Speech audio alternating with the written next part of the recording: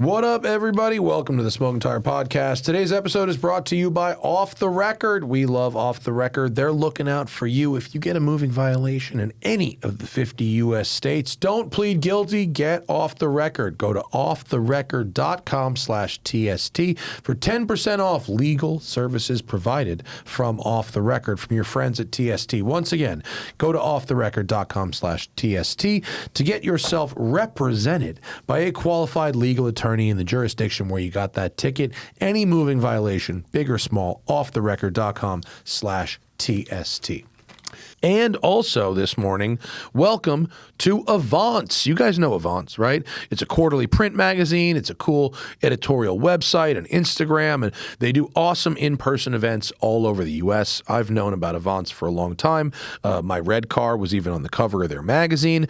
And now they've got a new membership program allowing you to save money on things that you're buying anyway, like tires. Avance members get 10% off at Discount Tire, plus an additional 10% off all Michelin and BF Goodrich. So if you spend $1,500 on a set of Cup 2s, you're going to save $300 just for being an Avance member. It's only $99 a year, and it comes with a $70 Griots Garage gift card, so it's basically paying for itself right off the bat.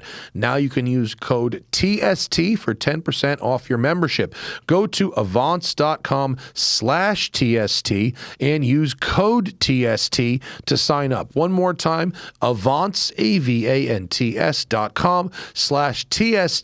and code TST for 10% off your Avance membership. And thank you to Avance for sponsoring the show today.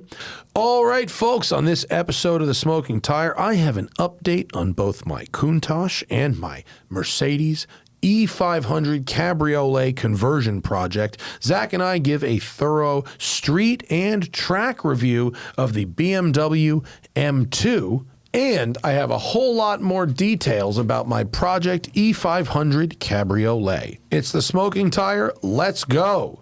Guys, the Smoking Tire is giving away a 992.1 Turbo S in partnership with Dream Giveaways. We're giving away a $275,000 car with some slick choice mods. The proceeds benefit charity, and you don't have to buy any merch. It's a straightforward entry process. So hit the link in the show notes and get entered to win today. But we're going. This is it. This is it. This is the fucking show. It's happening now.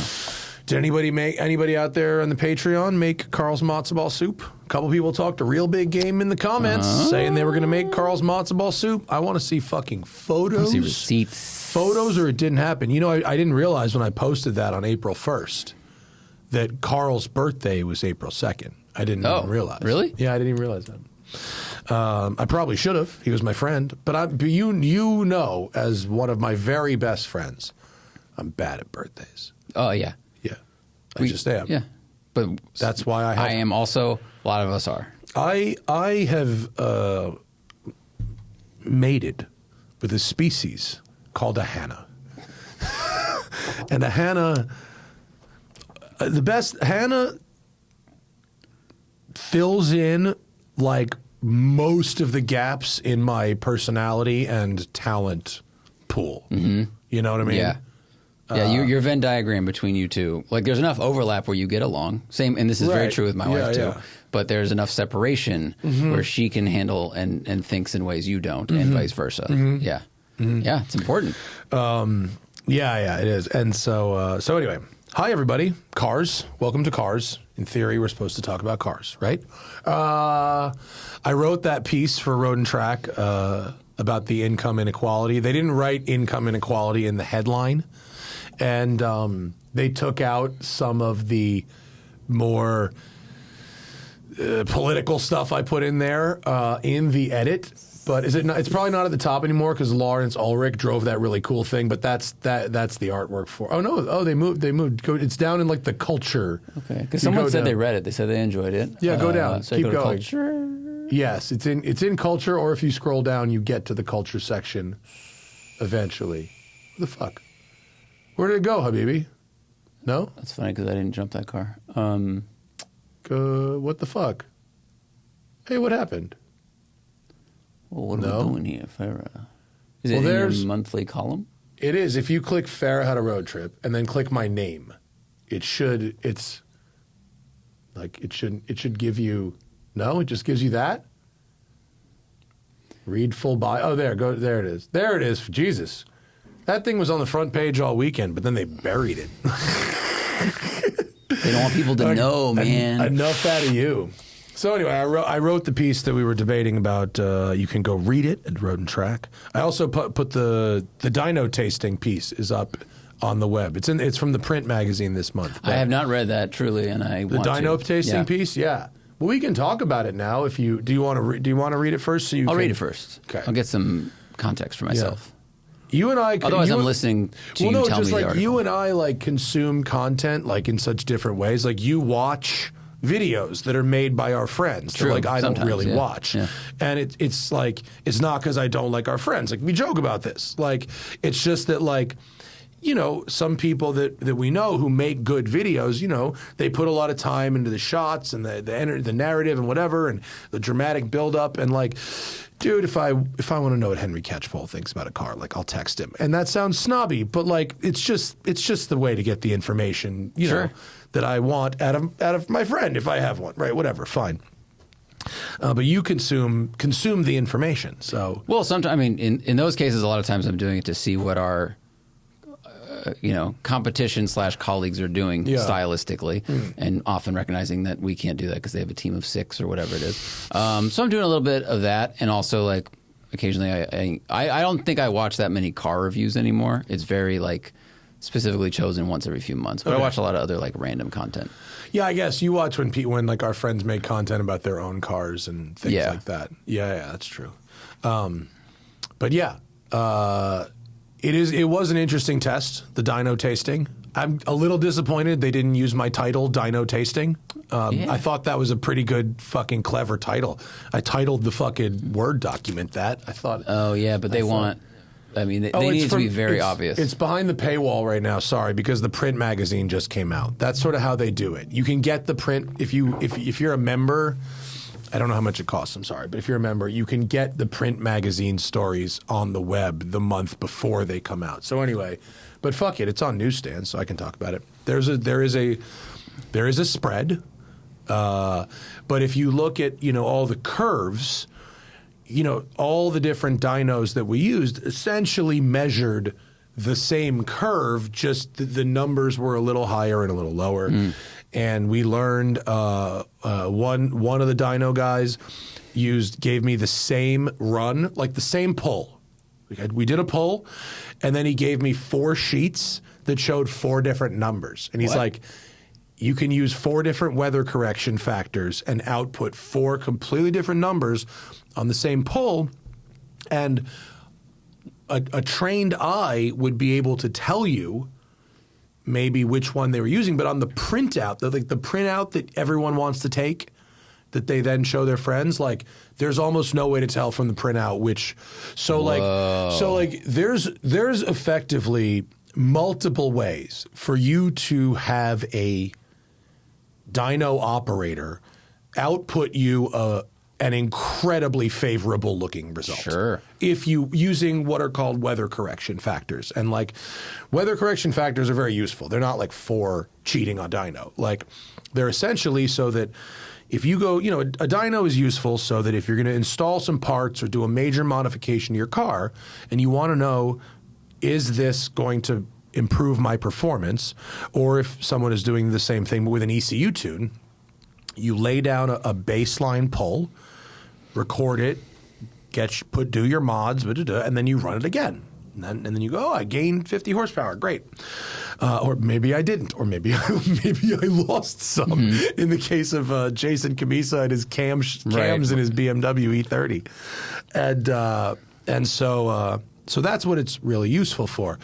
But a weather correction factor is like, what if I do my baseline pull and it's 85 degrees and humid, and then it takes me it's in the summer, and then it takes me like 3 months to do my build, and now it's December, and I'm doing the same shop, but it's like real cold.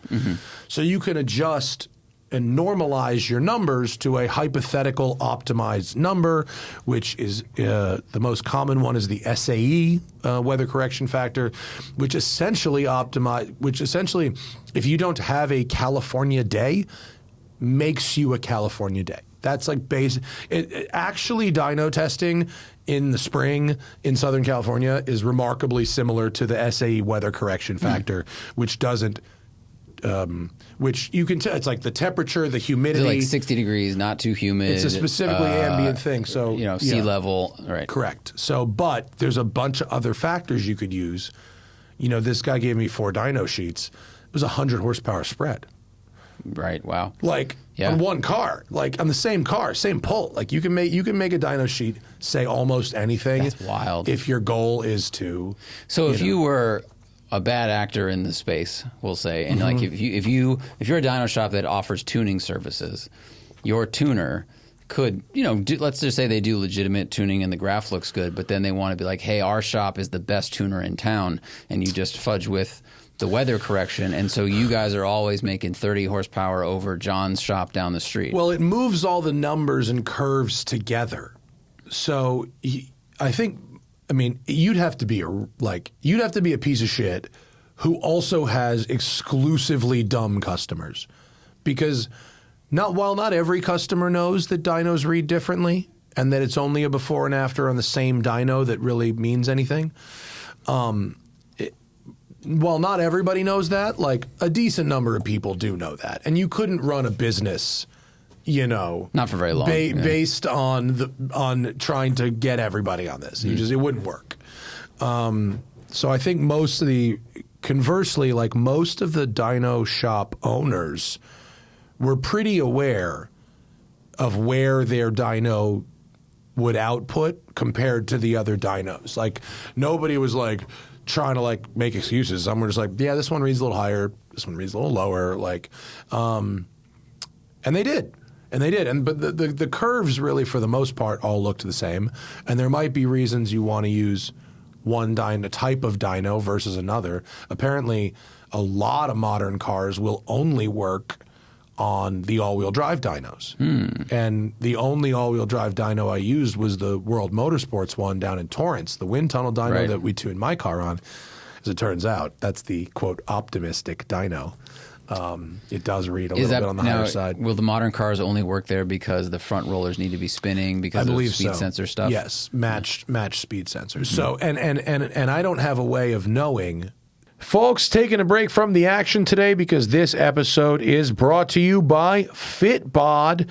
Dude, there are so many ridiculous fitness influencers on Instagram who are trying to sell you less for more. Right?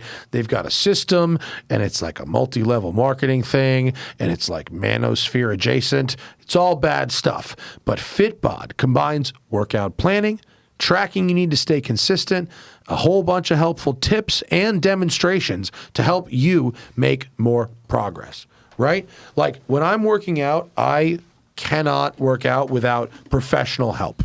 Whether that's a trainer, physical therapy, I can do cardio, I can do a couple basic things, but I need my workouts adapted to my brokenness, my fitness journey. And so when you have something like Fitbod, right, it makes working out an easy process. It's like having a personal trainer in your pocket because it customizes workouts based on your goals, whether that's targeting a muscle group, having better recovery, weight loss, better energy, etc.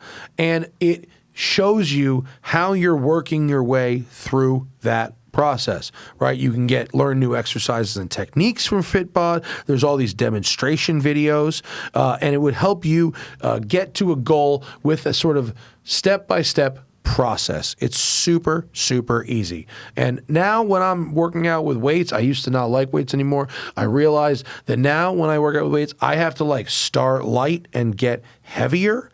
And with 4 days a week, the key to my workouts is getting to the next one. So I don't push super weight.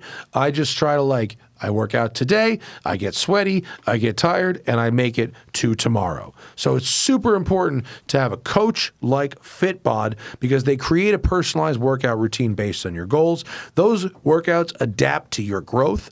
Fitbod tracks your muscle recovery so you can avoid burnout and keep up your momentum. And all these workouts are fine-tuned by experienced, certified personal trainers, bringing out best practices and bringing their exercise science to you.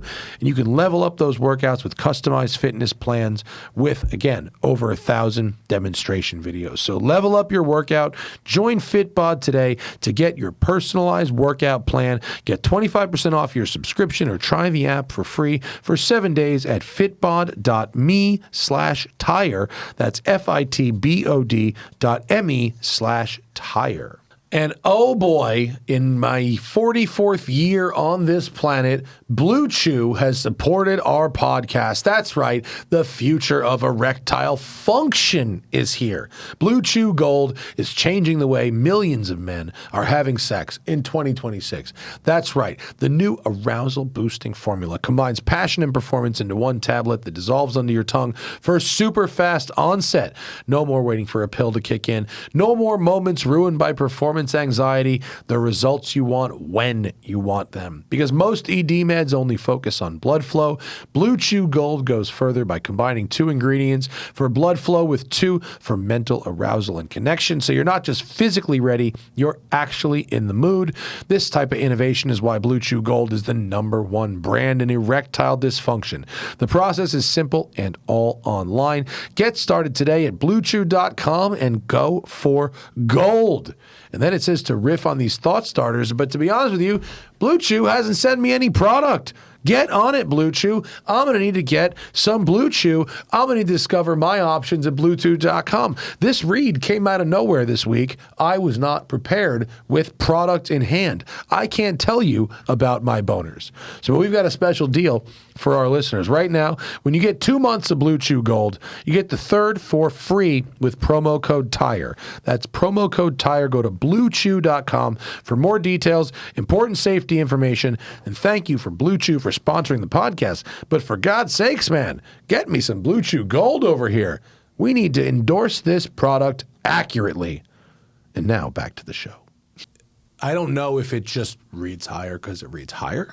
I don't know if it reads higher because it's got the wind tunnel and somehow the combination of because all 3 of the other dynos just had like little fans blowing at the radiator. This one has 87 miles an hour of wind over the entire car.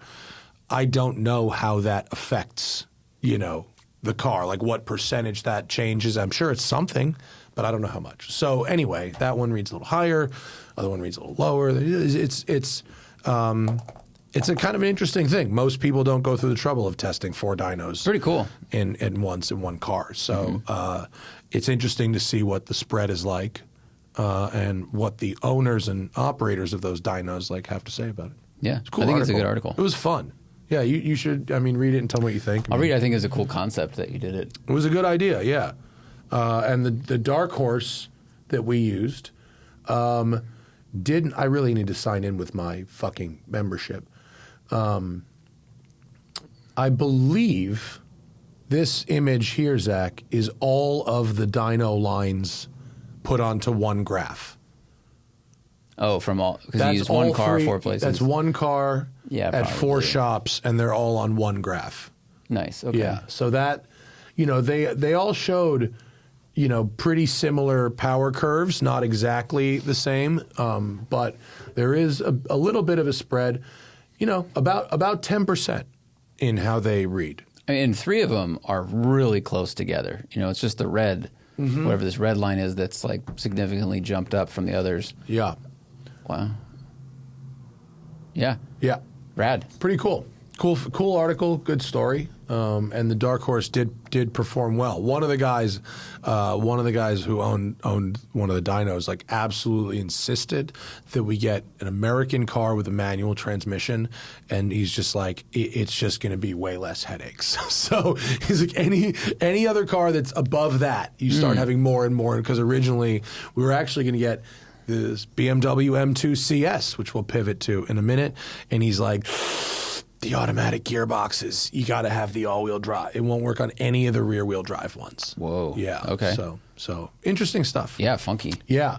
So the M2 CS, CS usually means it's the best we can do in BMW speak, modern BMW speak, right? I mean, that's the M5 CS. It's always the top of the performance line. The M3 Absolutely. CS, right? You didn't put a better picture of it on Instagram because we actually have a video coming. You can see the camera gear ready because we were at Willow Springs ripping it. So Zach and I both drove this thing a bunch. It's got quite a bit more power, 536 horsepower, 32, 36. I think it's 523. 523? It's only like driven too many 16 fucking cars. horsepower more than the regular M2, I think. It's not a lot. It's not a ton more horsepower, but what it is 523. 479 pound-feet. Thank you. Sorry. What it seems like it is. Oh, my bad. 50 more horsepower than the regular 2025 M2. It has the Now you can M3 go ahead. engine. Yeah. Like that's what it gets. It's the M3 engine. But the last M2 I drove was a manual at Performance Car of the Year. And if you turned off traction control in that car, it would spin the tires in fourth as a 6-speed manual. And it was crazy, but it was very nice to slide. And when it broke traction, it did so in what I would say is a nice way. That car to me, the manual gearbox M2 of this generation, is like really a proper like hooligan type car. So I sort of thought that this would somehow be like even better. So like things that are better, it looks very nice. I think it looks very nice. It looked for what they've done with this design in general. I do think it's a good looking car. Profile's great. Yeah. The paint color is great. The wheel choice, wheels look awesome, and the lip spoiler on the back is pretty rad. Yeah. Pretty good. That's looking a carbon car. trunk. Yeah, it's a proper carbon trunk. Carbon hood too. Yeah. When I parked it at Good Vibes next to a regular M2, it looks way better. The whole front end of the car is way better than a regular M2, in my opinion. Other things that are good, the dampers. Oh yes, the same great shit like that made fucking Chris Harris and Jethro and all these guys like shit themselves with glee about the old M5 CS. This has that. This has those. It handles like bumps and stuff like that one did. Yeah, which I think is great. On the highway, it was fantastic how like comfortable it was on the highway. I remember when we drove up, I said, I wish this is how a new GT3 felt. Right. Because and then in the canyons and also at the track, like it was absolutely tight enough, locked down, had some things we'll talk about in a minute, but the ride comfort was there and the sportiness was there. And it was a really good breadth of like softness for these shocks. Yeah, like the spread of comfort to Sport Plus is a pretty good spread, but when you dial it down to comfort, it's not sloppy. Right? No, it's not still at all. nice Yeah. in comfort. And in fact, I think Sport Plus was maybe a little too much, but on the track, I think I was in Sport. Yeah, we were in Shock. Sport most of the time. Sport We tried Shock. Sport Plus. What this did that the MC20 GT2 Stradale did not do is that in comfort mode rode softly, but it pulled all the damper Yeah, it out. was And I mean, slop. that's what a lot of them do. Like, Yeah. which means people like the shock is not doing anything. You're just basically riding on spring, is what it feels like. So there's more movement in the car, but the tires and wheels are more pliable. Think 2015 C63. Like AMG cars from 2005 to 2016, 17. Yeah, you lose some of the control over the chassis, but the exchange is that the car rides really nicely over certain kinds of bumps. Yeah. This, they don't take all the damper out of it, so it's a really nice balance of responsiveness to bumps and potholes without feeling like the thing is just, all the springs are cranked up and the dampers have been removed. Yeah. And this has the ceramic brakes. They're optional. They're like $9,000, which makes this a $108,000 car. But they are very good. I mean, no shit. They're good. And okay, so after that, is there anything else about this car that you absolutely love? Guys, taking a break from the action because support is coming in fast, like Jim Farley, the CEO of Ford, who's now got a podcast. And you're always asking me what I'm listening to when not recording this show. And right now, it's this, the new season of Drive with Jim Farley. In it, the Ford CEO talks to some of his favorite people about what they're driving and what drives them to succeed. Like Formula One driver Daniel Ricciardo. Listen, there's a well-worn trope about racing drivers not being interesting to listen to. But if there is one that is interesting to listen to, it is Daniel Ricciardo. I think this guy's takes on stuff and life are great. And look, Jim is a racing driver also. I personally raced against him like 2 months ago. And for me, a CEO that drives race cars on the weekends is about the pinnacle of CEO-dom when it comes to car companies. So the two of them together obviously have a lot of things to discuss on Drive with Jim Farley, which you can get on your podcast app. Very easy to find. Drive with Jim Farley. Check it out. I mean, transmission's pretty good. It seems like it's the same as the other one. It's 8-speed, fine. The transmission to me gets the job done, yeah, but not in a way that excites me. Very true, and that's true of any good ZF 8-speed. Like, they've gotten it to a point where I feel like if you're braking really hard into a corner, you're not using the engine to decel anyway, and the transmission will meet you when it's time to roll back onto throttle. But sometimes the downshifts are just like slower than I want them to be, whereas a DCT is like, snap, and it's right there. Counterpoint. The Vantage S we just had was as close as I could imagine it getting. It's not a DCT, but it's like a real good 8-speed. Real good. It's real snappy, but gearbox not inspiring. And then I couldn't get. Now maybe I suck at driving. Possible. And you had go on the track as well as on the street. Now, Let me just start with the street. I thought on the Crest, this thing fucking ripped. Yeah. I thought it was great. I left the stability control shit on. Mm-hmm. I left the shocks in comfort and put the powertrain in kill. And I thought it was a great, great Canyon car. I still hate the seats. I'm always going to hate these seats. But at least in this car, what was the last car I drove with these seats? I can't remember if it was the M3 or the M8.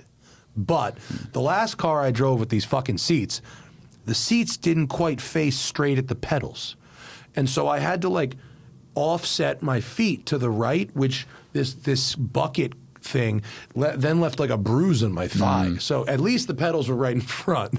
But getting in and out of this thing was brutal for me. Yeah, it's annoying. It was tough. I mean, once you're there, look, it's the CS. So, I mean, in the canyons, it holds you in place, and then your arms are just free to do what they want. Like my car or other cars we've driven, we have that the F80 we rented for that video.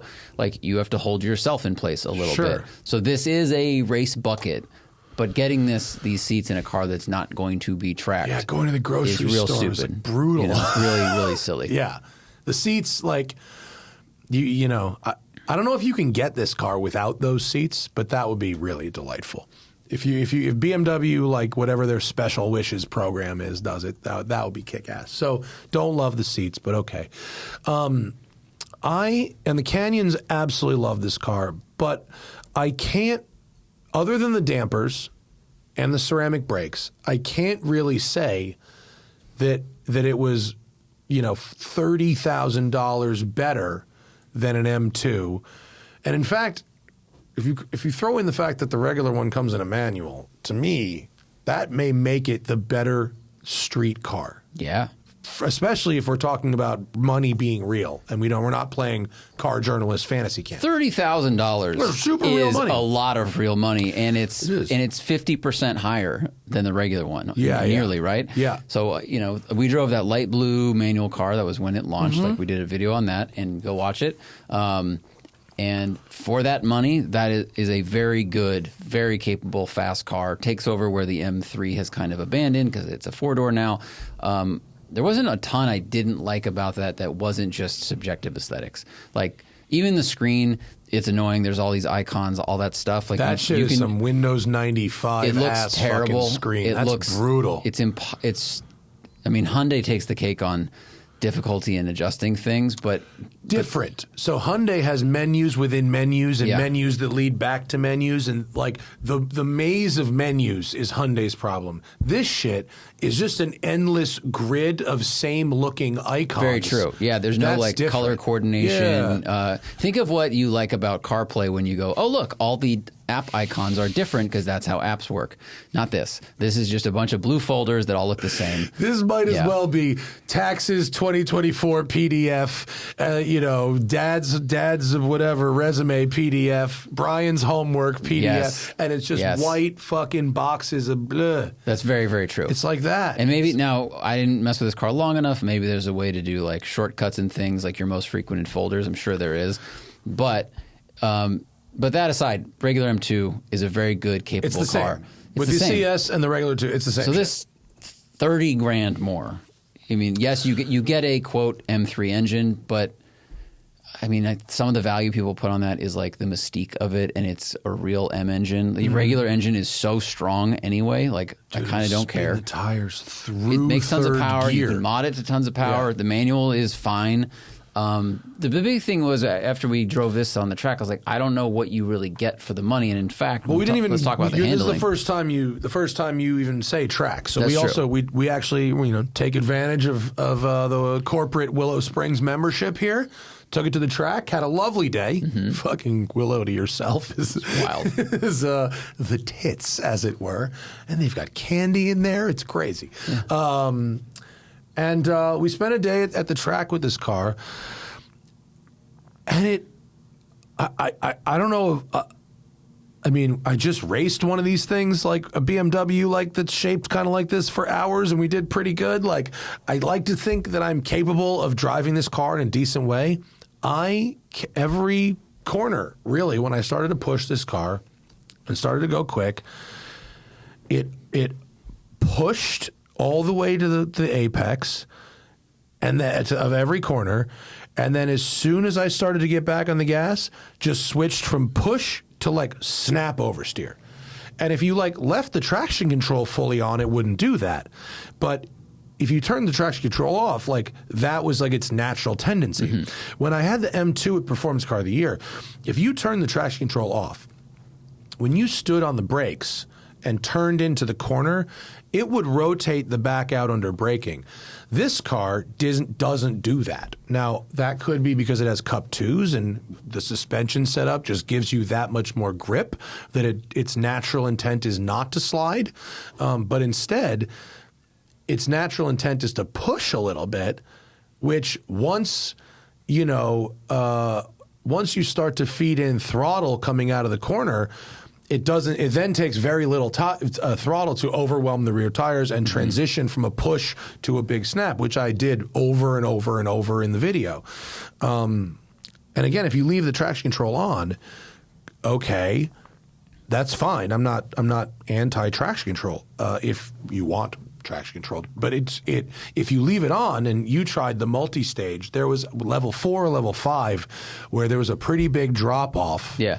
In stability, and I thought even all the way down to like 2, or I forget is high. Whatever the second, it was from 0 to 10, and like one either 0 or 10 was off. I forget, and I kind of explored 3 or 4 of them. Yeah, even the last one was like pulling more power than I wanted, and so I don't know. I never found a balanced way through a corner. I never found a way to really initiate a slide on entry. It took me considering I shot the fucking Valhalla video like 3 days before I shot the BMW video. You'd think like, same guy. Well, and MC20, we were there the week before. Yeah. And you did really nice slides on the same tires, right? They were Pilot Sport Cup 2s on that car. Obviously mid-engine versus front engine. But like, for most people, a front engine car is the easier one to slide. Yeah, front engine, rear drive, 500 horsepower car. Do Pilot Sport Cup 2s, because I don't have that much experience on them, do they normally snap? Like, PS4s are known for being really progressive, as are a lot of other like street sport tires. Yeah. But once you get up to like Cup race tire, they're not. It's snappy, but still, it shouldn't push like that at the front and then transition to snap. It's weird. I agree. I mean, I went out there and it just, I mean, the steering's numb. That's a BMW problem, has been for a long time. Steering wheel's too thick, don't know why. But that means you don't get dialogue with the front tires. So you're coming into the corner and you have to like listen, or it's really hard to notice that you've lost the front a little bit. And then, you start to just lean on the throttle and you feel it lean, and then just kicks out. It's very weird. I just remembered, I'll tell you what compounded this was that in the 6-speed, with the B58, the regular M2 is B58, right? So. Yeah, with the 6-speed with that engine, the torque curve and the gearing are matched really nicely. Same as the manual transmission Supra, actually. Whereas now you have with the 8-speed auto, if you want to do slides, second gear is too short and third gear is too long. And so I found myself like in between these gears a lot in terms of pace. There's kind of a big gap there. Not in terms of like the gear ratio, just in terms of whether going through these sort of these corners, whether you're like in or out of boost. It's like a pretty sharp spike of boost in this particular engine. Sorry, the engine in the regular M2 is the S58. Oh, okay. And what is it in this one? It's an evolution of the B58. The code in this... Sorry. That's okay. I don't know my BMW engine codes. That makes me not credible in this scenario. Same? When Zach does this thing with his eyes, I tilted my head and scowl. And, I know something is off. S58. I don't know. So anyway, it's if you are a huge BMW nerd, I totally get wanting to have this thing, especially if your spine can handle the seats. And the dampers are fucking awesome. They really are. Like the tuning of the shocks is great. The tuning of the brakes is really good. And we had it was a very hot day. High 90s, I think. We was out there at Willow. It wasn't super hot. Really hot. And the car behaved itself just fine. Although after a while, you could smell it dumping fuel into the cylinder head to like cool itself. Yes, you could. But it did behave. It had absolutely no issues ripping around a very hot racetrack. We do have a video. It will be coming out soon. And I didn't not like it. I just for the extra money, I thought it would be a lot more fun on the track than the regular M2, and I don't think it was. In fact, I think it maybe was a little less fun, which is a kind of a bummer. Yeah, it would be interesting to see what the lap time would be between the two of them on a track that doesn't reward huge power, because 50 horsepower is a lot. So like on streets, you probably make up some time on the straightaways, but if it was just a pure like handling track, I wonder what the difference would be with these, sophisticated dampers and mostly if you turn traction off on both of them, which one's actually easier to manage, and would that ease result in a quicker lap time, or is the grip level like really similar other than the tires? I don't know. I was shocked and disappointed because I thought this was the one, and with the old M2 CS, that was the one because it had the adaptive dampers. But now, you could also get it in a manual. You could get it in a manual also, you could get a CS in a manual last gen, and it was so pretty. Remember how pretty it was? Blue and gold. Oh, all day. Blue and white gold. It was fire. That was also $100,000, wasn't it? 92, 93 with ceramics. Yeah. That was the first one to crack 90. Yeah, and now God damn, that thing is fucking pretty, though. Holding value well, I think. For sure, with a stick. Of course it is. Of course it is. It would be criminal for a car like that to not hold value. That was a no-brainer. I said in the fucking video, we drove that thing, I went, this is an extremely obvious buy and Sure, because it looks good and it's fast and it has all the pieces. Because the new M2 comes with the regular one. You can get a manual. You can get it with adaptive dampers. Yeah. But it doesn't have the styling of the old one. Right. And yeah. So that's the M2 CS. I spent today. What I spent today doing? I spent the day doing a lap around Los Angeles to visit my cars. I didn't post any photos yet. They're actually I'm waiting to. I'm doing a little content strategy. No, I'm not. But I went to visit the Countach at Franco's European Sports Cars. Damien was there and the boys. And the good news is, they The good news is I have an assembled rear suspension minus a damper. A dampers, because the Countach, if you recall, has 6 shock absorbers. 2 in the double rears, corner. double rears, and then 1 in the front. And those 6 shock absorbers took a little vacaciones to South Florida to be rebuilt. Oh, okay. Yeah. Fortunately, they were present. They weren't lost, which is good because they could be a bitch to fucking replace. But they definitely were shot. And so they've gone to be rebuilt. They'll be back in a couple weeks. Yeah, not the first old Italian to go there to get some work done. And in this photo, you can see the rear hub, which has been refinished and rebuilt. So all re-greased, good to know. And so they're doing the front hubs, and Damien's tool, the thing that he uses to remove the bearing from inside the hub, it's a very specific tool. He says the tool is, quote, older than he is. My hub sheared it. So he has to have another tool made. Whoa. So we're a little bit stalled. Yeah, you can see, this is the rear, but if you're looking at the photo, you can see in the center and the inside there, that little bit, Yep. there's a tool that removes those. So, and your Lambo thing broke it. well, we have That's 3 out of amazing. 4 are good to go, but we're on a holding pattern for the 4th. So hopefully the tool comes back around the same time the shocks do. Wow. Yeah. Yeah. So the good news is my bill was much, much smaller this month. So That's good. That's good. So These end links look saving so up nice. for next month. Dude, these are this color. It's like a bronzish color. Yeah. On these end links. That's rad. Every bit of that is brand new. All of those hardware, all that shit is brand new. It's just the hub is the only thing that's left from before. Wow. So that's cool. Very cool. We have some things. There are in fact. Look at the frame of the subframe of this car, though. Insane. It's just tubes. I mean, it's just, which is cool. It's race car shit. It is. It's just so different from today's, supercars. You carbon or pressed aluminum, and this is just tubes. It's just tubes, hand looks like a welded crane. with speed holes and like the fucking weird plates. Yeah. It's great.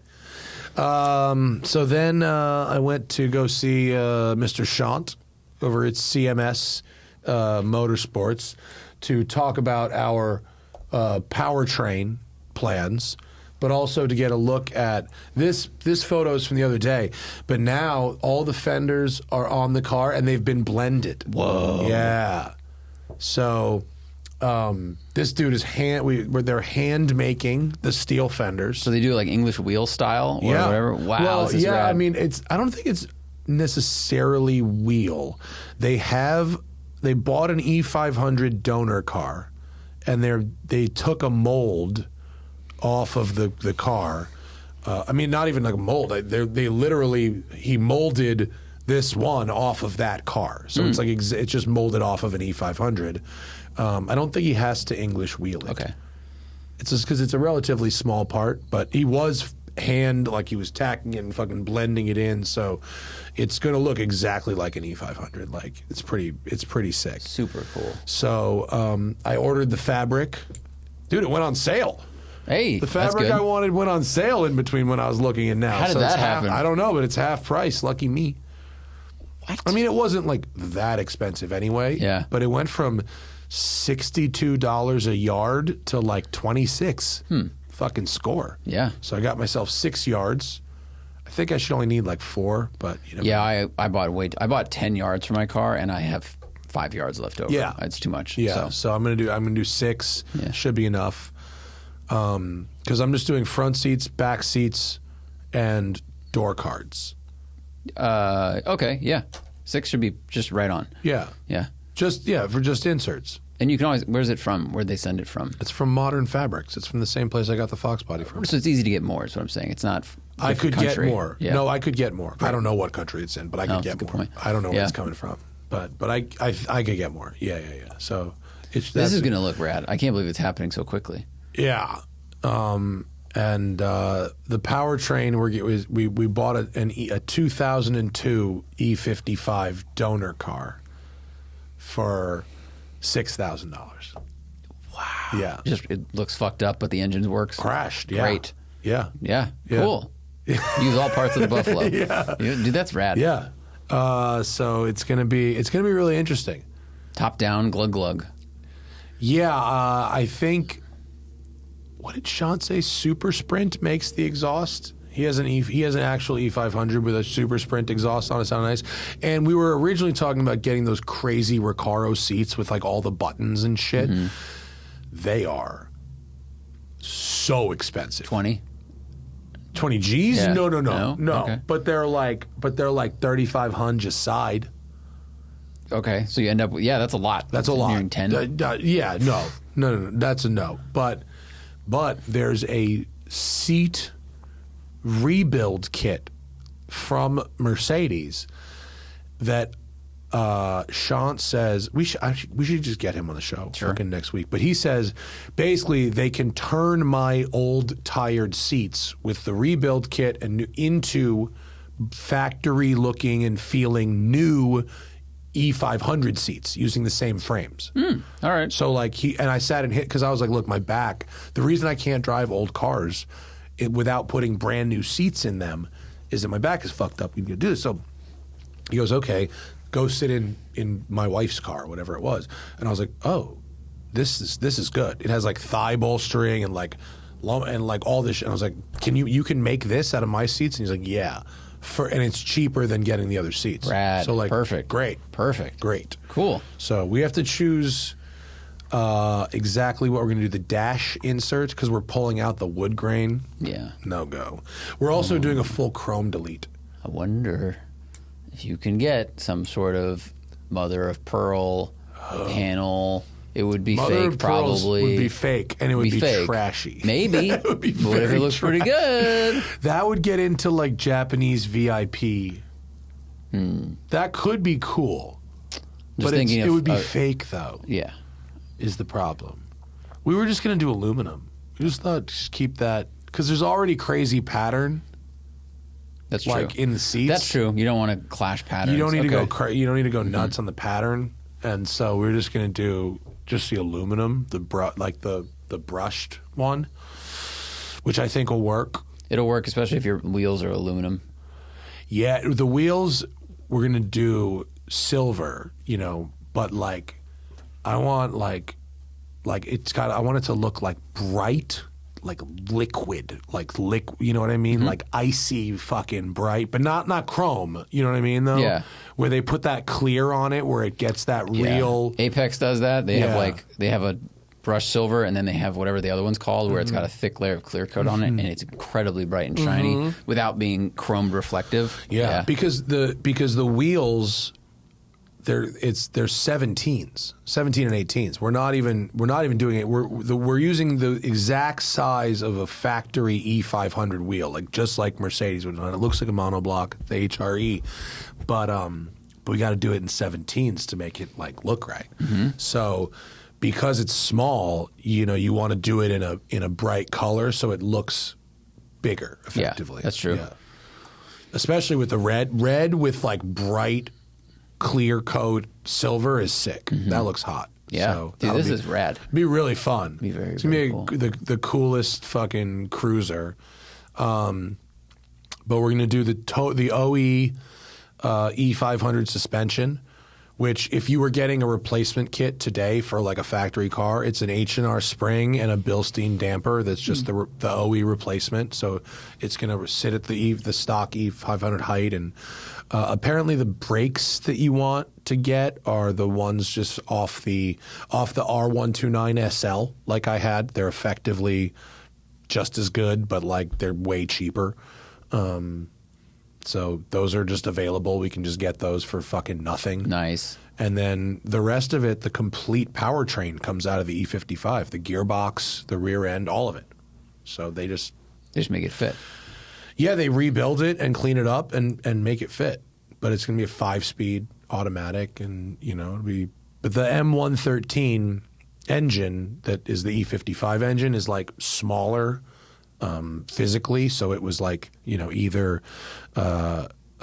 you'd have to fucking knock back the firewall and shit to put an actual E500 engine in there. And that's a worse engine than the E55 engine. You might as well just use the fucking E55. Yeah, absolutely. Yeah.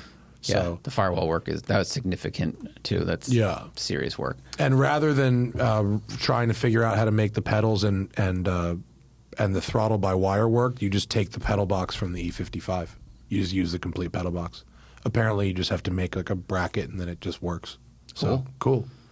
Do they give you a time? Like, is there an estimate now? Because he wants to bring this car to fucking Car Week. He said that. Yeah. I don't give a shit. So 4 months. He said that. So, but he said the body work will be done by the middle of next week. Wow. Yeah. I mean, they're on it. Yeah. This isn't like we're doing yours for a little bit and then we're doing this other car and this other car. Like, no, he's on it. So cool. I don't have any photos to share just right yet. But the other debate is the 80s Benzos, like the pre-merger shit, the wide body stuff. They did a body color grille instead of like shiny grille. My car, we have to replace the grille because it's fucked up. Yeah, but your car's red. My car's red. Yeah. I don't think a body color grille works at all on my car. Yeah, because those cars were gray, right? The ones you're talking about, they're like gun. Well, there are some that were red. That in the 80s, it's different. And the SEC grille, the wider grille, some of those work in red. But like, what about that? Is there a red one? Do you see any reds? Not yet. These are silver, gray.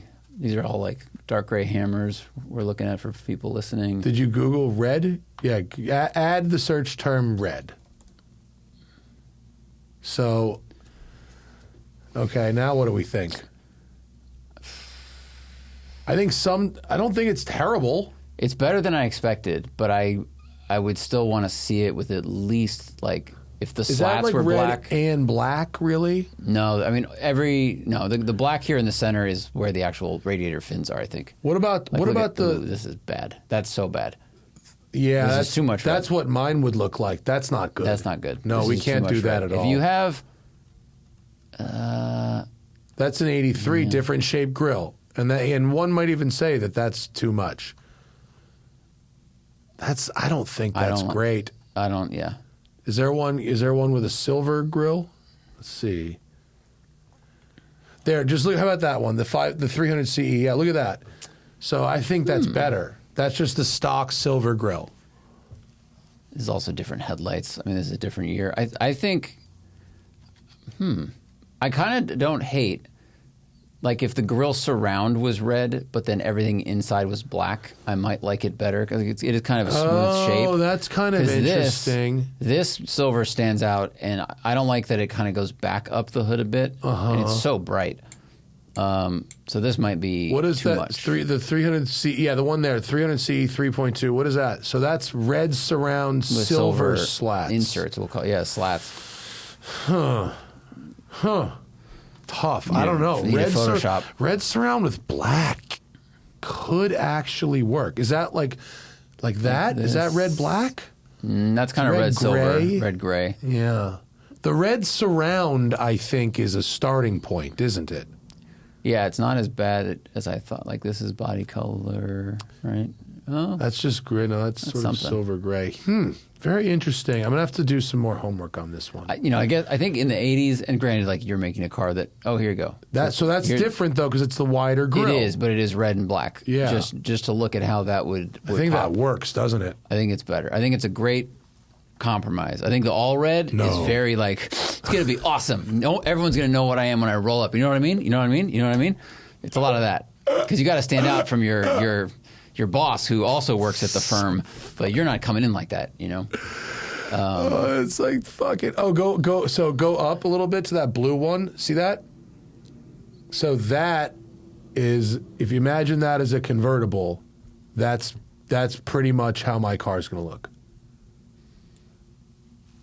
I mean, the fender flares are great. Yeah, that's my car as a convertible, more or less. And let's try to find a shot of the grill. This is blue. This is a terrible website. Blue. It's Broad Arrow. you go click up. It is clunky. Oh yeah, those are the seats I'm not getting. So that's blue surround with a stock insert. Yeah, the stock insert looks faded. I think you might get away with red surround with black insert. Yeah.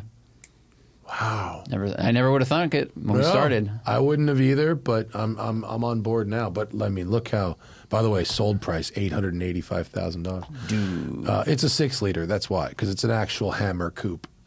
But that's in terms of the bodywork and shit. Like that's picture that in red, and that's exactly what my car will look like, pretty much. I'm looking for. There we go. I want to see how far this hood the grill draws up the hood. Oh yeah. This seems like it less. The one we looked at that was red. It's like this huge wave of silver was crashing up the red hood. So maybe yours is smaller like this. Mine is what year is this one? What year is this car? 91.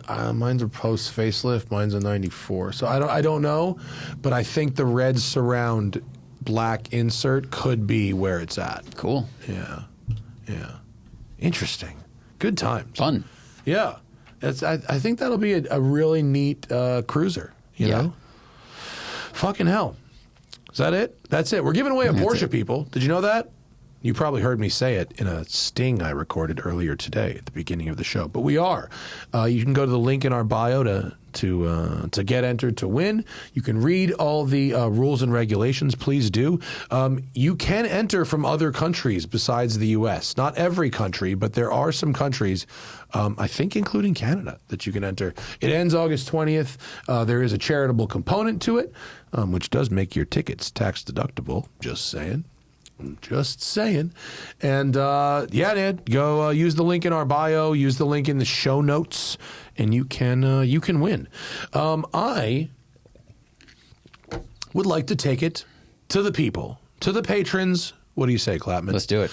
Let's do it. Give the power to the people. Can you talk about what they get? I think I might pour myself a Japanese whiskey. Would you like one? It's an evening show. No, I'm good. Have you gone to the gym already today? I did already, but I had wine last night, and that's enough alcohol for me. Dude, I just don't drink that much anymore. My brain does not like it. Okay, mine does. Yeah, I wish I was who I was 5 years ago. Right. I just enjoy it more. If you are not a Patreon member, what you get are things that our crowd asked for vehemently, constantly, bugged us all the time before we had a Patreon. They wanted the show early. They wanted the show without ads. They wanted to be able to post questions, and we were getting too many of them. So if you go to patreon.com/The Smoking Tire Podcast, you can join our amazing, friendly community of patrons. Tiers start at just $3. You can watch the show live there. You can get an ad-free show. You can get an early show. And Pro and Champ tiers get one extra show a month that the public will never, ever hear. Never. They'll never hear it. Top secret. That's where I spill the goods. It's that in the Epstein files. That's where I talk about the people I know in the Epstein files. What's that? All right, we'll go to the fucking people. Let's do it. Now that I have my Japanese whiskey, I am ready. Smells good. Dude, we're like halfway through the rum. Really? Yeah. You're? I'm not sipping it by myself. I cooked 4 meals for people this weekend. Oh, okay. And I hosted, and I'm telling everybody, we're going through it. You know what we need to do? Buy a couple cases. Keep telling everybody, like the Dyno guy. Pump the market. Yeah. Flip. Yeah, for sure.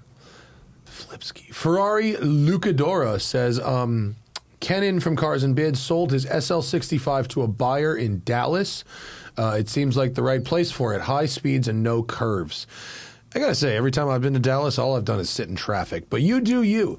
If you sold each of your cars, what's the perfect landing spot? Oh boy, well that's a lot of cars and a lot of landing spots. So I'll pick a couple. If I sold my Lamborghini Countach, I would like it to stay in Los Angeles. It's a Hollywood car. Yeah. It's got the Cindy Crawford, Pepsi. It's been in commercials and shit. It's been in Hollywood for a long time. I'd like it to stay in L.A. Remember I sold the DeLorean and went to Germany, and the guy was like driving it around with on the California tags in Germany, and apparently getting huge cred for that. That's pretty cool. It's dope. Yeah. Where would you like your M3 to go if you sold it to somebody?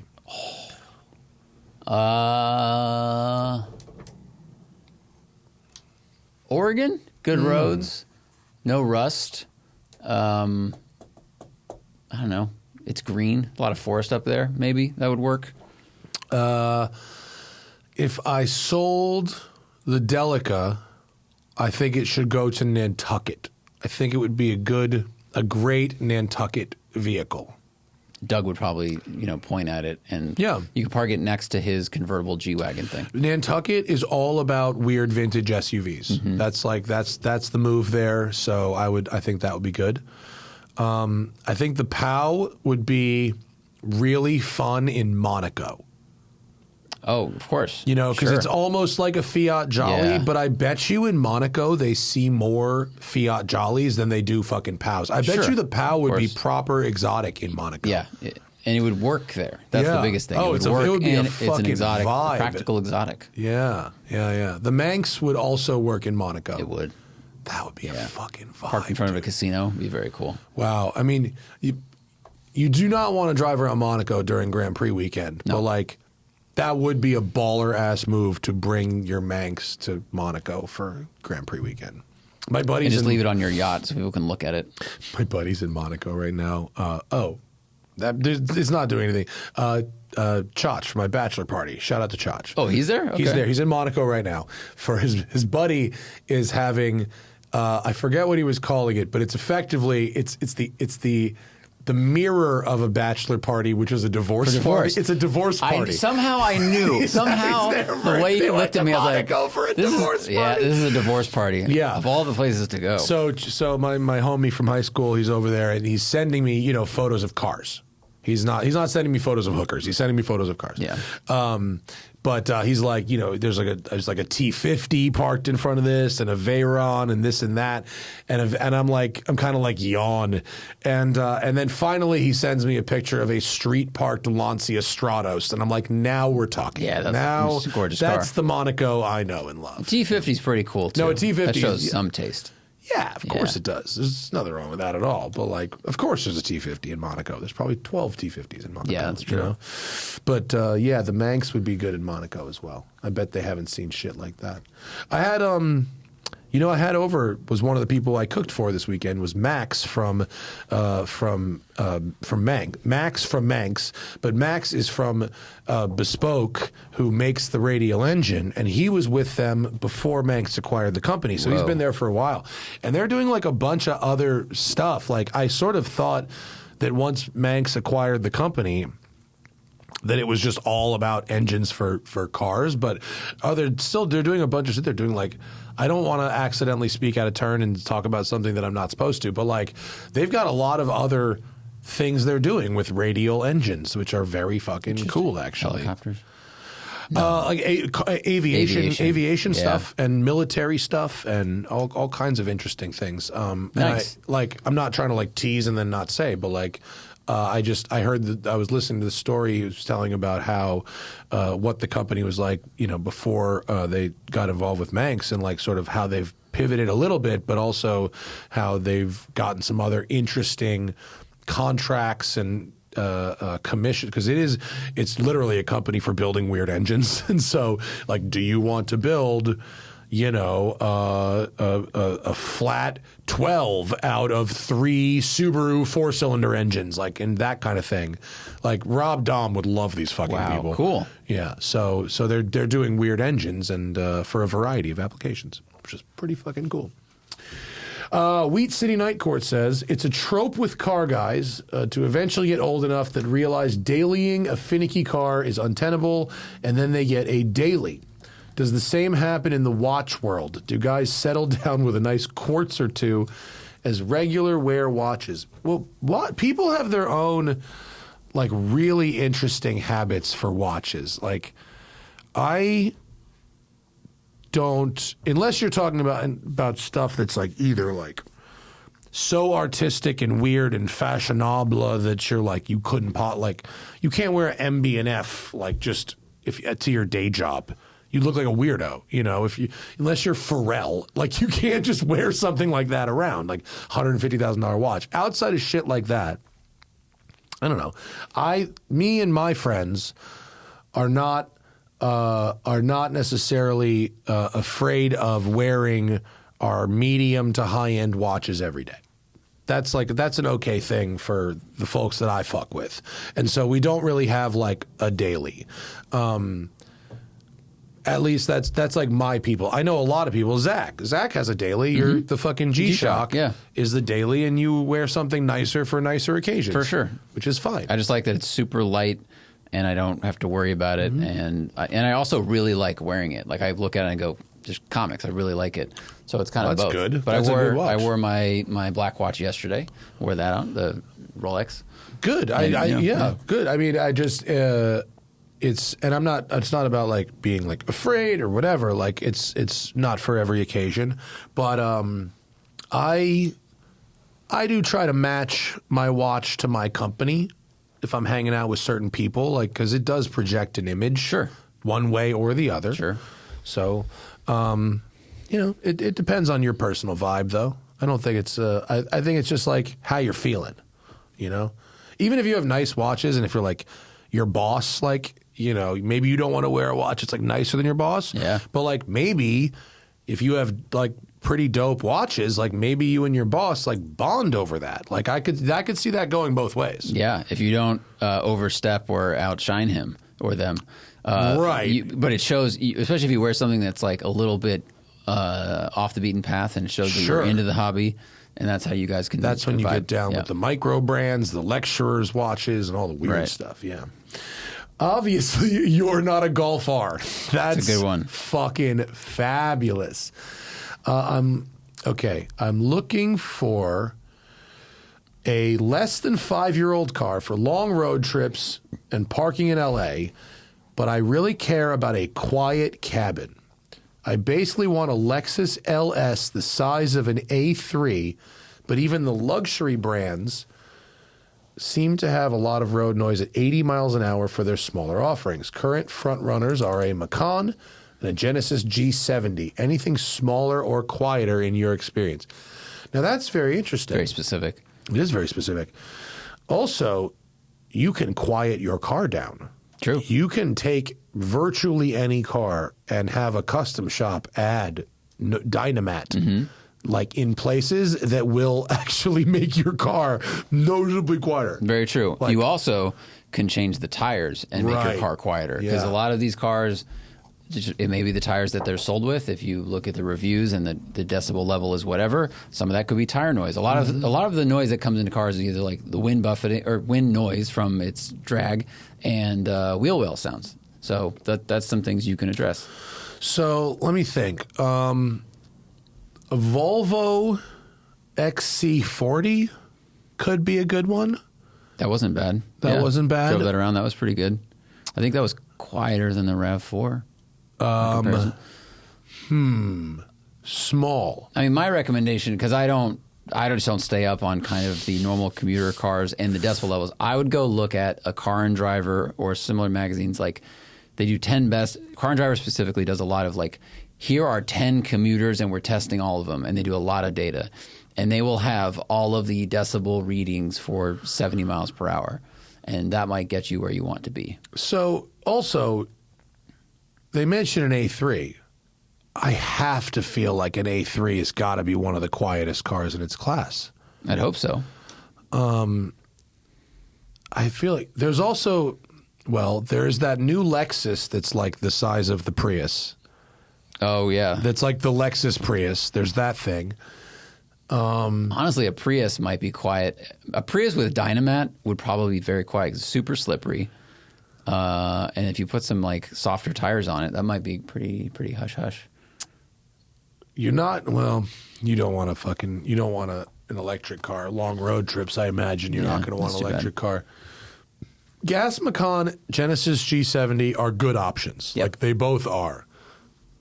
And if you optimize for tires, like either of those would be very nice. I think possibly a Volvo XC40 would be maybe worth checking out.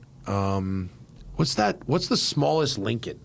The Nautilus? Oh, it's a pretty good looking car too. The small Lincolns are quiet. They're fucking tuned real quiet. Corsair. The Corsair. That's the small one. The Corsair, yeah. I would maybe check out a Lincoln Corsair. Maybe, right? P-Car Photos. In 10 years, what car is going to be the new Altima? Clapped out, paper tags, bumper hanging off, fucking swanging down the 405. This is so easy. Model 3 Gen 1, obviously. First gen Model 3s are already like so far on their way there. Yeah, and driven like psychopaths. I am starting to see some really, for a while people who bought Teslas like tended to like keep them up pretty nice. I'm starting to see the beaters. Oh, for sure. They're now old enough and there's enough of them that I'm really starting to see some beat Model 3s. I've gotten picked up in some that are real haggard.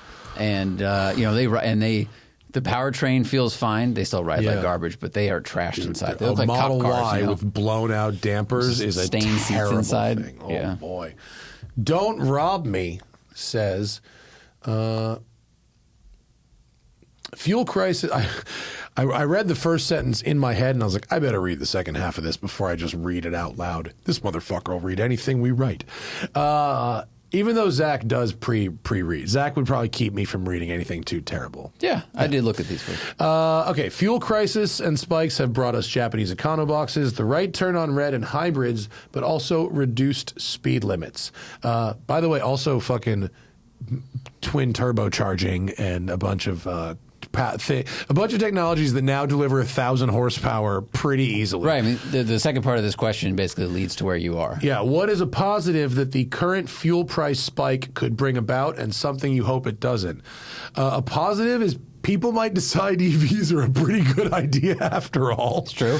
Look, EVs.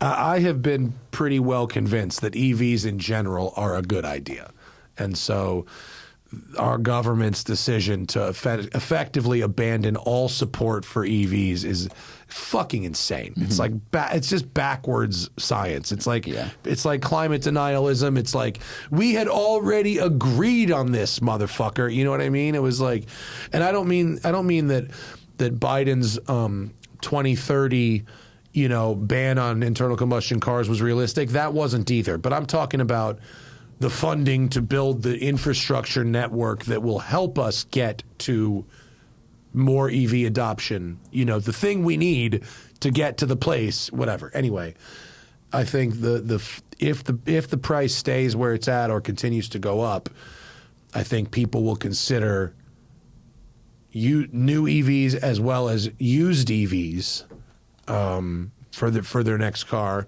and maybe, hopefully, they'll consider a downsize in some way, shape, or form in terms of the physical size and displacement and fuel economy of their vehicle. That would be amazing and miraculous. I think.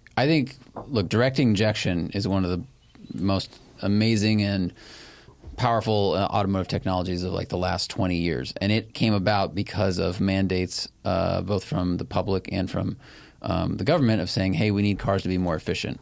In a bunch of ways. So they said, okay, how do we do that? How do we burn the fuel more completely? And the result of that is all the crazy horsepower we have mixed with turbocharging. So and mixed with vastly improved efficiency if that's the goal as well. I mean, because they went at it with like, we need to burn more of the fuel more completely. They did that, but then you also get more power. Yeah. So maybe that's the we'll Gale Banks method. Yeah, it is. Right. Yeah. Don't stop sending all the horsepower out the exhaust pipe or the smokestack. So maybe we'll get more power from smaller engines, but I also think it'd be great if people rethought how they consume gasoline. And for people yelling like the grid that can't handle it, the grid can respond if the market demands the grid respond. I thought about the fact that I took the Spider out on Friday, and I went to the car meet up the hill, and I had a lovely drive by myself, and I filled up my Spider with $6.99 a gallon gas, and I went, I'm about to burn this off for fun. And I was like, I'm very fortunate, and even if gas gets pretty expensive, I'm in the car business. Like, gas isn't, going to affect our bottom line. I realize it's not the same for a lot of people. But I did it for perhaps the first time ever. I was like, I'm about to burn off a whole tank of this just recreationally, and all I'm doing is, You're about to drop $70 in 3 hours. It's kind of the math you do. To drive, to drive. So it's like, oh boy. So, someone emailed me or DM'd or something from Europe. and said, you know, I've done the conversion, and like my everyday gas is like the equivalent of like $8.75 US dollars. So like, I think if gas stays, if you know, my friend, my boy Brandon, shout out to him back east, said, you know, he the average is like 4 something in New York where he lives in the suburbs, and I'm like, Habibi, $6.99 over here. If the rest of the country starts to see what we're getting in California, and California starts to get to 8, 9, that's the other half of that person's question was something you don't want to see, which is just that, you know, people that cannot afford to pay more for gas, and their fucking lives fall apart because of it, because they have to decide, you know. Well, I mean, the article we cited last week, you know, for most people, this increases their gas costs by $300 on average. Yeah. Some people more or less, blah, blah, blah. But if it starts increasing people's annual spend on gas by $500, $1,000, I mean, there are people that do not have $500 in a savings account. Yeah. They can't handle that kind of swing, and like that'll put a ton of pressure on a lot of people, and that would be really horrible. Yeah. This is a very hard question. I saved a bunch of money on insurance by selling my BMW, says, was there one car that if it was never made, cars as a whole would be in a much better place? Now, what car has inspired some kind of industry-wide adoption for the worse? Like, I think this is a really hard butterfly effect question, because like when we would make a mistake in production, you know, the mistake would lead to people the next shoot going, let's not do a Klapman, like let's not do that again, whatever that might mean. It might mean forgetting to like, you know, format your card. It might mean don't roll over the ATV. Right. But like everyone was probably a little better at their job because of that error. And I think I am sure that when like the Aztec came out, there were meetings happening. Aztec was like 12 years ahead of everything else. Everything's an Aztec now. Yeah, I'm sure there were meetings happening around town that were like, okay, you're going to draw a crossover, but please don't draw that. You know, so cars might have improved their design because someone had to really fall on their face. I don't know. I don't know what you could get rid of, and in the whole car community would be net positive. All right, tough. I have one. I actually have one, I think. The first generation Ford Explorer. The first generation Ford Explorer pretty much created what the modern SUV is. Mm-hmm. And that began the shift away from cars, sedans, and wagons and minivans to everyone has an SUV, or what is now called a crossover, but an SUV-shaped thing, just in a different size packaging. And like that may have happened eventually, but it was really the fucking arrival of the Ford Explorer that did it. Maybe I could say the second gen Explorer, the 95, because the first gen Explorer was a huge success, but it was also like a fucking truck. Mm-hmm. The second gen was when it was like, let's make this into a car. Right. That it looks like a truck. You know what I mean? So I would say maybe that. See, I don't know if that's net negative, though, because I think the buyers have shown they'd rather have a crossover, and we talk as we age, like getting into low cars kind of sucks. Mm-hmm. And so if the Explorer led to a new kind of car that has the efficiency of a car and the ride comfort of a car, meaning a sedan or a coupe, but it has a hip point of like a truck or an SUV, then people kind of got a product that they actually prefer. So I don't know if that's a net negative. Now, as car enthusiasts, we go, well, the sedans are going away, the wagons are going away. Yeah, bummer for us. Right. But I don't know if it's a bummer for everybody else. I agree, but I don't know of a car that is net negative for society, but also like, all right, how about the Hummer H2? Right? Because the Hummer H1 was a military vehicle, clearly. Right. They made it legal for the road, but it was still always going to be stupid and niche. But the H2 was like huge for everybody. No? No, I think that's a good one. That's a good one. That's a good one. Because it was really a Tahoe.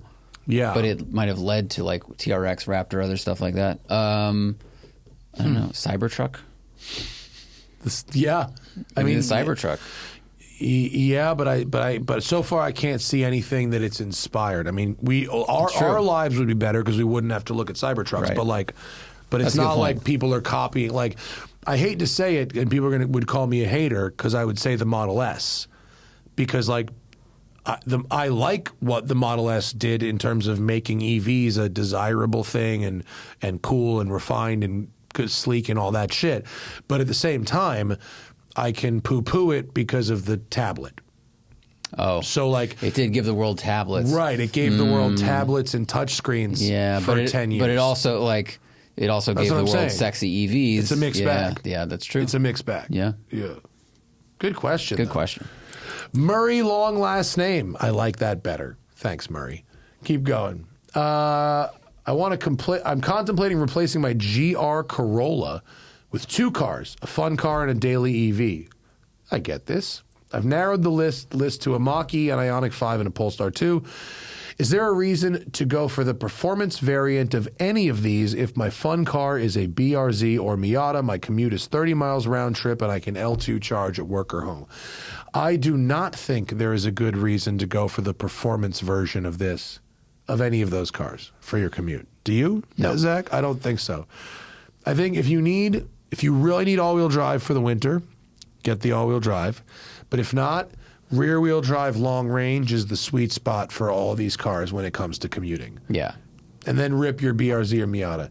Exception, if they'll make you a great deal for a Mach-E rally. Yes, because that also rides better than like the Mach-E all-wheel drive. That one had the stiffer suspension we didn't like. So the rally rides really nice. But yeah, put comfort over those other things. Your poorest patron. I somehow doubt it, but I'll let you call yourself that, and I appreciate you. Clearly, you're still a patron. So $36 a year. Fucking I will take it. And I promise I will spend it wisely. Not on something frivolous like drugs or alcohol or gasoline. As you sip whiskey. This was given. That was paid for by a different patron, This probably. was paid for by someone the else. The one above or below. No, it was paid for by those other people. Yeah. It's crazy. Okay, really enjoyed the R&T article. about car companies abandoning regular car goods. Yes. Do you see this as being a potential hole the aftermarket fills where enthusiasts are able to build resto mod cars to satisfy the itch? I mean, yes, I do, but hand building cars is expensive too. Yeah. And so I've had multiple people email me in the last 6 months about, do you think there's a market for a 6-figure resto mod X? 80s, 90s cars. Fairly obvious candidates. And,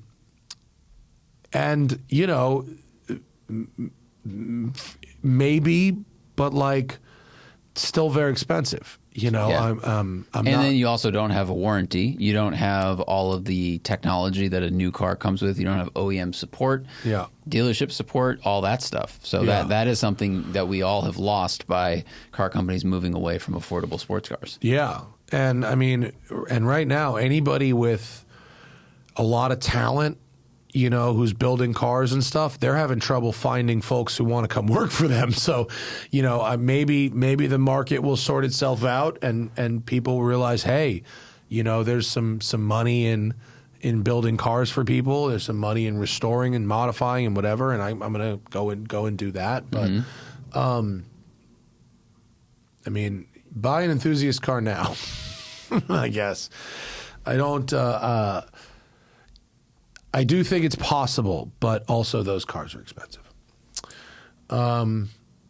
Dre from Houston, did we see the video of the Cybertruck that tried to self-drive a woman off of these freeway interchanges here in Houston? I did see it. Me too. Yeah, I mean, over and over. FSD is great right up until it isn't. And that's the problem with it, because it lulls you into a false sense of security. It fucks up at the worst possible time. You're not prepared, and then the crash becomes your fault. Yeah, and this was broad daylight, by the way, like a well-marked highway. What was very funny about this is one of our mutual dear friends, Matt, today sent me a video of a Tesla avoiding like an accident on a highway at night where there was just smoke. You couldn't see anything, but the Tesla somehow knew to go around the vehicle in the shoulder. And he's like, isn't this impressive?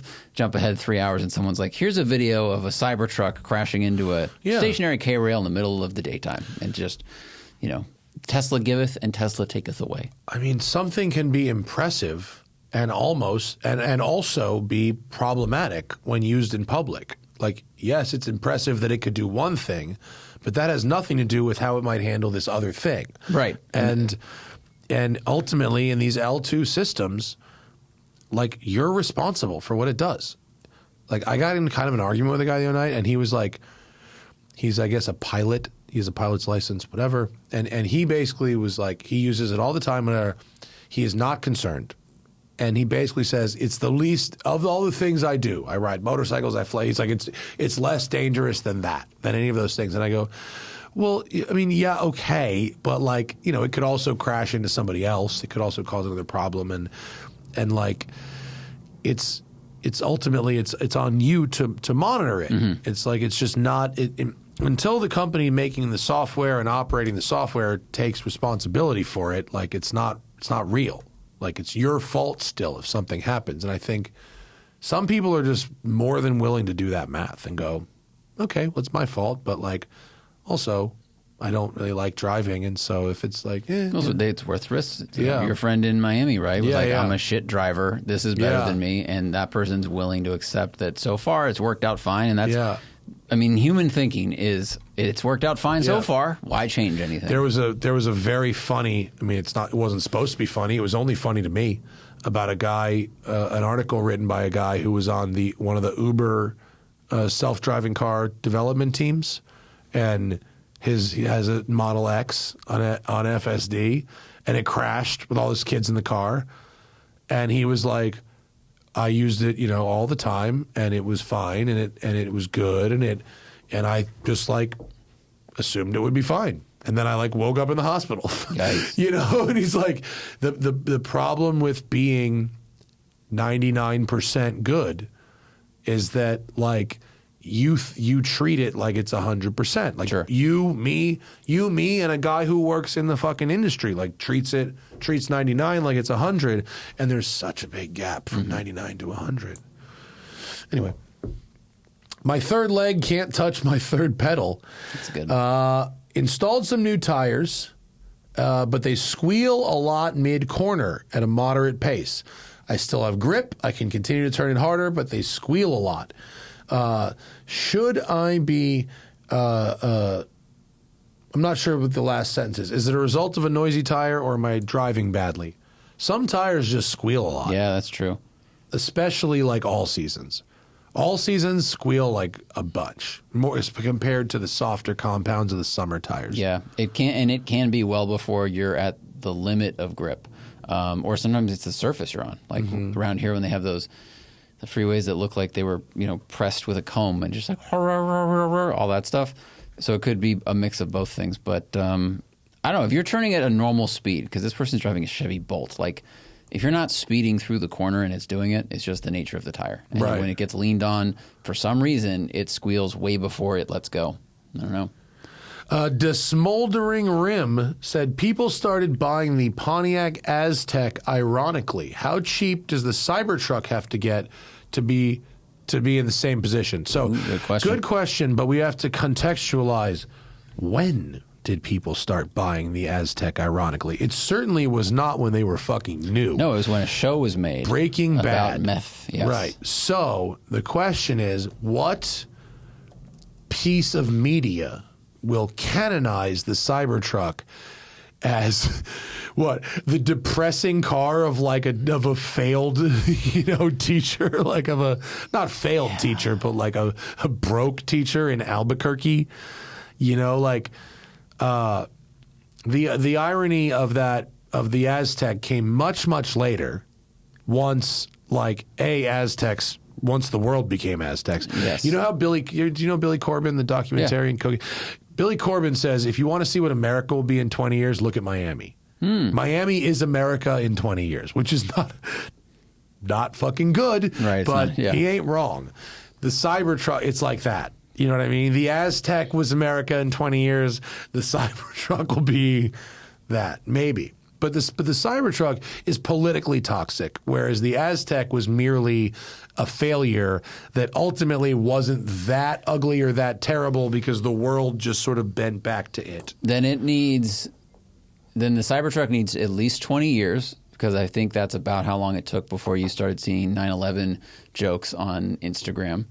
It needs a huge amount of distance, but also the distance hasn't begun yet, actually, because it's still politically toxic because the owner of Tesla is still politically toxic and operating. So he would have to depart, and then you need like 20, 25 years before people can go, oh, remember that thing? That was a weird idea, and they're going to start buying it for 10 grand. In 25 years, maybe everybody involved with Back to the Future will be dead. And I'm not saying that I'm looking forward to that, but like, sure. The reality is math. Probably that in math. Right. And then someone can remake Back to the Future because Bob Gale and everyone involved says no remakes. It's a perfect movie. You cannot remake it, which I believe. I agree. Actually. Cannot, should not. Once they're dead, someone's gonna. Mm-hmm. And then the Cybertruck will become ironically cool because Doc Brown will turn one into a fucking time machine. Because it's a that's joke. A great call. Because he could also make fun of its past. In 1985, when Back to the Future 1 came out, the DeLorean was a joke. Sure. It was a failure. It was like we were children, and now it's like it's a cool looking car, but like it was a failure. He would have bought that thing for nothing.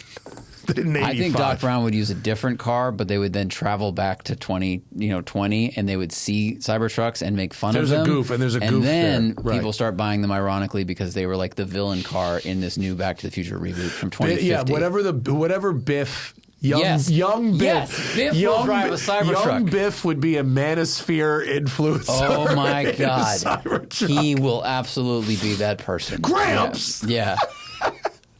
Nobody could turn this yoke but me.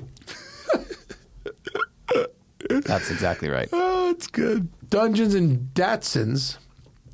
All right, Freaky Friday garage swap. Zach, if your budget was similar to mine. Oh, this is a long answer. What would your garage look like? And if I was down to a 2-car household, what would my garage look like? You go first because you have fewer things to describe. I mean, look, How many cars do you have right now? 6.5? I think like 8. Oh, okay. I honestly don't recall. And I don't want to do it out right now. I think it's like, all right, wait, the Taycan, the Spider, the Manx, the POW, the Delica, the Mercedes, the Lamborghini, the Aston Martin. Are there more? I don't recall. I don't think. I don't think there's more. Yeah. Oh. I think it's 8, but it might also be 9. I don't know. The point is, but you don't have to come up with 9 cars. I'm going with 6. I can't. Yeah, 6 for 9. is ridiculous. If my garage was 2 cars, I mean, genuinely, I would be very happy to have my the Taycan and the Spider.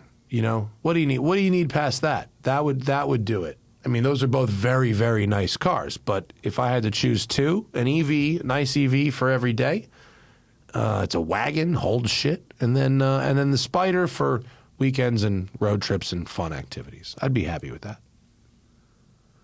Okay, I forgot that you have a Countach. Did you forget that too? Did you say that one? I don't recall. I just realized my budget could go up by quite a bit, but yeah. Okay, then I'm just going to go Manx, POW, Delica, Mercedes, Aston. All right. Yeah, that's 9. It's 9. Okay. I would have an E90 M3, a 65 Pontiac with just a decent engine in it, 4-speed, reliving high school, a 4Runner for camping overland stuff, a Mach-E Rally as my EV daily, a C5 drift car, a 360 Modena with a manual swap. Oh, wow. And then a V8 Vantage S. Well, Zach has very expensive taste. Well, but if we take the Countach, I know, and we divide it by its parts, I can sell some of those organs. What a coincidence. What a coincidence. It's already divided by its parts. Who wants to buy a hub that's frozen? Oh, I bought that hub twice. Okay, re-education through liftoff oversteer. Scrolls it down. When thinking about trading a car in, do you fix small blemishes and cracked windshields, or do you just trade it on as the dealer can fix it for less? Trading in is a tough one. I would only fix something that's real big. on a trade-in. They're wholesaling that motherfucker out. Only like if you're trading a same brand, if you're trading like the kind of car that they're gonna put back on the used lot, like if you're trading an off-lease Panamera for a brand new Panamera, and they got a 2-year-old like real nice Panamera, and they're gonna put that back on the lot. You maybe fix things. If you're trading in a Camry to a Mini dealer, they're wholesaling that fucking thing out. Just whatever it is, right? I don't really believe in fixing stuff before you trade it to a dealer. Do you think there's value in knowing what it costs to repair those things? So if the dealership goes, oh, windshield's dinged, we got to replace that. That's $800, and you go, I know that it's $350, and then maybe just so that way you don't get fucked and they don't start deleting numbers from the total. Yeah, that's like a lease return. Like if you're going to get fucked on a lease return for a scratch or a chip in the windshield, then maybe you want to do it yourself.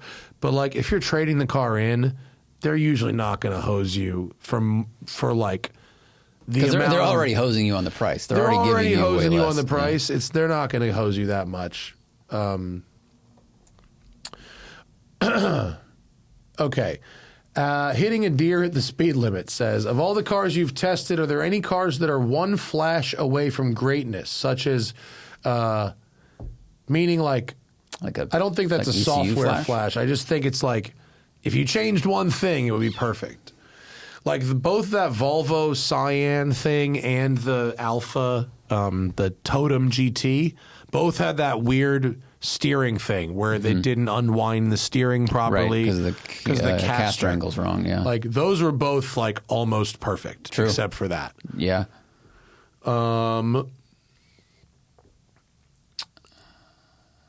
And well, if they like take a new M2, new M3. Well, one flash. I mean, the design is one thing, but dynamically, like if you could add steering feel somehow, and David Tuig has explained this is a very complicated thing to get steering feel, but that is like the biggest complaint. Add steering feel. Just put it back. It needs it. Just put it in. Car's fast, handles well, is comfortable. This is a problem. Blah blah blah. But it has no steering feel. So yeah, flash that. I mean, what did he? Well, I mean, there's a lot of cars like 3-liter 911s, for instance. It's not super problematic because you can just flick it in. It's clear that sport mode in 3-liter 911s is the mode that the car is supposed to be in. And then normal mode is like eco tune, quiet sound, fuel economy bullshit. So like all 997.2, or excuse me, 991.2 and 992, the twin turbo 3-liter, all the Carrera line, you have to flick it in sport mode, and then you're like, oh yeah, that's how it's supposed. Like it literally like bogs the shit out of itself. It just sucks in normal mode. So you put it in sport mode, it's fine. So a flash from greatness is just making sport mode the normal default mode. Like they've invented. Sorry, Zach. They've done the whole hybrid system to solve for that. Right. Like you don't need the hybrid system. It works, but you don't need any of that shit. Sport. Just start it in fucking sport mode. And like, I recognize fuel economy standards and all these things, and it's better for the environment. But a Carrera S with like none of the hybrid shit is like, 200 and something pounds lighter, way less complex, all this other stuff. Less raw material. But you don't have to. But you have to do the sport mode thing, whereas the other one you don't have to do it because it fills in all the bottom end with the electric motor to cover for the fact that it's just not revving the other motor that has so much power. Right. It already has the gas engine has so much power. It just won't rev it for emissions and noise. So it has a whole other system to get around having to rev the engine it's got. Damn. I don't want to pull that one up, but Twin Cam Homez says, I just sold my RS5 and Audi A3 TDI and bought an Audi A4 all-road on the quest to get down to 2 cars with a dedicated sports car. So you've got the all-road. I've driven a Boxster or Cayman, a GTS 4.0, a Mira V6 manual, GT350, manual Supra, and a 981 Boxster. Besides a GT4, is there anything else I should try? mean, these are all mid-engine cars. No, they're not. The GT350 and the Supra are not. Sorry. You should try... Well, I mean, you should try a Corvette, I think. Yeah. Like a C6, Z06. Or a C8. Sorry, Grand Sport. Or a C8. If you should try a If you're doing a Mira new, then you should try a C8. Ooh, try to get a used Z06. A used Z06 is in the wheelhouse. You should maybe try a Viper. Just for funsies. Depends on your hype, but yeah, you should try it. It's a thing. It is definitely a thing worth experiencing as a car person. Yeah. And you could probably get a Ferrari 360 for the kind of money you're talking about as well. So maybe take a look at that. Keel and Toe says, will Jaguar's transition to full electric work for them, or is it the beginning of the end? Let's wait out and see how gas prices work out. That's true. I don't know. I mean, I think the Jaguar's not an American company. It's a fucking British company owned by Indians. Like, the rest of the world is going electric. Right. Like, with or without America. Yeah, but America is such a huge customer for all car companies that I think it would be really amazing if they could survive without a strong American base. You know, I don't know if they can. It's a huge chunk of money. Yeah. But on the other hand, if Jaguar is selling to people who don't care about a tax incentive because they can afford the $7,500, then which maybe doesn't exist anymore. Right? No, I'm saying it went away. So right. People who need that money and they say, well, now I'm not going to buy an EV because it's not as cheap. But if someone's buying a 6-figure Jaguar, they go, yeah, what? All right, fine, $7,000. Do I want it or do I not want it? So we'll see. But it's tough. Yeah, it's an EV sedan wagon in an era of hybrid crossovers. Well, and I think we've seen kind of the limit of what most people are willing to spend on an EV right now. Most people are willing to spend, 120 to 150 hard tops, right? Even like Taycan Turbo S's and shit, like those don't go out the door at full sticker. Yeah. They just don't. Yeah. So, I don't know. Project BRZAT, like where your head's at. Am I nuts to think it would be a great trip to drive my BRZ from Dallas to wherever the fuck that is? I'm going to Google that. On the Arctic Ocean. I love long road trips, but this would push things well beyond anything else I've done. Okay, so can you make a maps route to fucking there from Dallas? From Dallas. Let's see how far this is. To Tuktoyaktuk. Well, that's really far. It's super far. Wow. Yeah. For people listening, this is the top of Canada. Is that like just drivable? Can you drive to that? Is there a fucking road? I mean, yeah, there is. Tolls, ferries, you cross a border, and you're in a different time zone. Okay, there is a way. Go up to the Yukon part of it, the Northwest Territory. Okay, so we know 4,000 miles. We know this is paved, all the way to, whatever, the northern part of. But is there a street view of what this road looks like? Is this a road? It just says Yukon, Canada. No street view. I wonder if can you zoom in enough to see satellite view if it's paved? Fuck. Is that dirt or is that tarmac? That looks like dirt. That looks like dirt, doesn't it? Yeah. No street view though, huh? It's called Dempster Highway. Oh yeah. I'm pretty sure that's dirt. So where does pavement end?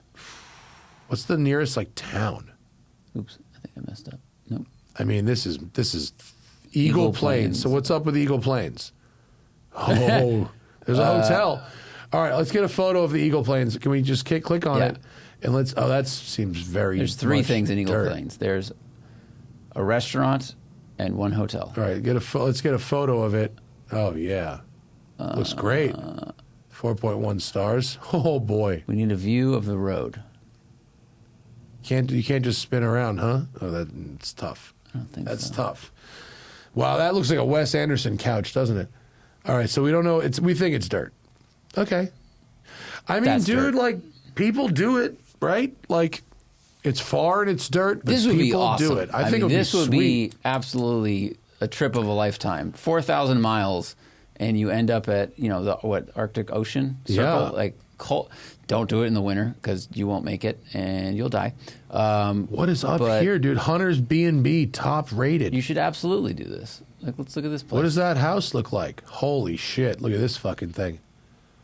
I mean, it actually looks lovely. Looks beautiful. Look at the view.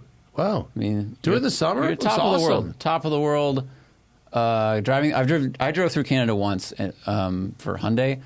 Stunning. I mean, absolutely memorable drive. I mean, foliage, all of that stuff.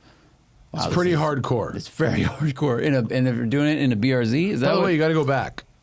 What? You got to turn around and go back once you get there. That's a two-way drive, right? Or you got to somehow ship the car home from there. Best of luck. Noise canceling headphones. That car is not that quiet on the road. In a BRZ, yeah, that's. But that would be really cool. I would do it. Yeah, that seems awesome. Absolutely. Yeah. That it? There's more. Oh, there are. If you want. Oh, okay. She likes choke to get started. She likes a choke to get started. Do your cars have any quirky features? For example, I find the visors on my 1989 11 SC to be very large. I mean, my Countach has a Coke mirror. Like, the vanity mirror comes out. Yeah, that's what that's for.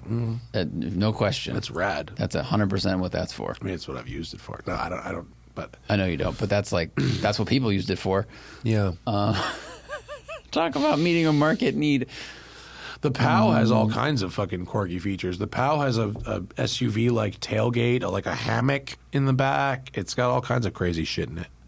My car, like in the trunk where the CD changer used to be, I just have this weird felt cubby, and I kept lifting chalk in it, and Thad found it. It was like still wrapped, and it's from like 8 years ago, and it just looks like I'm transporting bricks of cocaine. Mm-hmm. Last one. What does the Fox body say? 2022 Mach 1 or 2020 Camaro S1 LE? Am I living with it or am I tracking it? I'd probably go Mach 1. If I'm living with it, it's Mach 1. Yeah. That's a fantastic car. Yeah, I'd go Mach 1, I think. Thank you, everybody. We appreciate y'all's very much. Y'all's are good people out there. Thank you to our patrons for asking such good questions. And everyone go check out our Porsche 911 Turbo S giveaway. The link is in the video description. Get your entries in for that. And we will see you guys next time. Bye.